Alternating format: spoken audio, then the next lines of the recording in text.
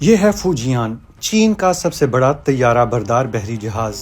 فوجیان چین کا تیسرا طیارہ بردار جہاز ہے، لیکن یہ پہلا ایسا بحری جہاز ہے جسے چین نے مکمل طور پر اپنے ملک میں ڈیزائن اور تعمیر کیا ہے۔ فوجیان کا نام چین کے صوبہ فوجیان پر رکھا گیا ہے، جو تائیوان کے بالکل سامنے واقع ہے۔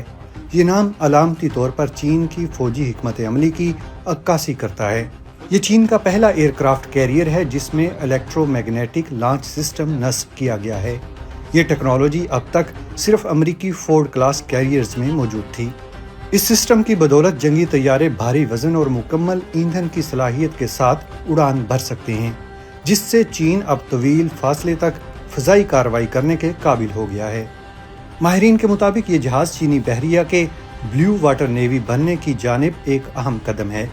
اس کا مطلب ایسی بحریہ ہے جو اپنے ساحلوں سے دور سمندروں میں طاقت کا مظاہرہ کر سکے۔ تاہم فوجیان جوہری توانائی سے نہیں چلتا، اس لیے اس کی رینج امریکی طیارہ بردار جہازوں کے مقابلے میں محدود ہے۔ چین کے پاس اب 3 طیارہ بردار بحری جنگی جہاز ہیں اور اس سے آگے صرف امریکہ ہے، جس کے پاس ایسے 11 بحری بیڑے موجود ہیں۔